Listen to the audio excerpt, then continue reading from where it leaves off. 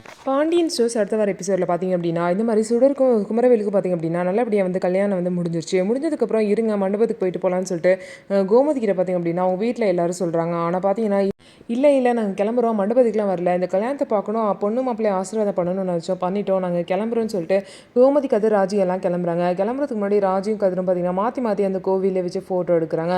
கோமதி வந்து என்னையே ஃபோட்டோ எடுங்க அப்படின்னு சொல்லிட்டு 3 பேரும் சேர்ந்து ஃபோட்டோ எடுத்துகிட்டு கிளம்புறாங்க. அதுக்கப்புறம் பார்த்திங்க அப்படின்னா, கடையில் வந்து பார்த்திங்க யாருமே இல்லை, சரவணன் மட்டும் தான் இருக்காரு. சரவணன் ஏதோ அந்த டயத்தில் பார்த்திங்க அப்படின்னா அப்படியே கீழே படுத்து தூங்குறாரு. கடையில் ஆள் இல்லைன்னு சொல்லிட்டு ஒவ்வொருத்தவங்களா போயிட்டு இருக்காங்க. பாண்டியன் வந்து என்னடா நீ பாட்டுக்கு இப்படி கீழே படுத்து தூங்கிட்டு இருக்க, கடையில் யாரும் இல்லைன்னா இல்லைன்னு நினச்சிட்டு போகிறாங்க, யாராவது ஏதாவது எடுத்துகிட்டு போயிட்டா என்ன பண்ணுவேன்னு சொல்லிட்டு திட்டுறாங்க.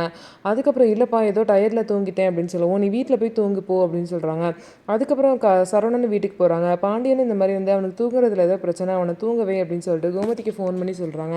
அதுக்கப்புறம் என்னடா அவனுக்கு தூங்குறதுல பிரச்சனைன்னு சொல்லிட்டு கோமதி கேட்கும்போது எல்லாம் அப்பா டார்ச்சர் தாம்மா, அதெல்லாம் அண்ணன் பார்த்துக்கும் அப்படின்னு சொல்லிட்டு கதிரும் மழுப்பி பேசுகிறாங்க. இதுக்கப்புறம் சரவணனுக்குள்ள பிரச்சனை தீருமா, என்ன நடக்க போகுதுன்னு சொல்லிட்டு வெயிட் பண்ணி பார்க்கலாம். நம்ம வீடியோ உங்களுக்கு பிடிச்சிருந்தா நம்ம வீடியோவை லைக் பண்ணிவிட்டு பாருங்கள்.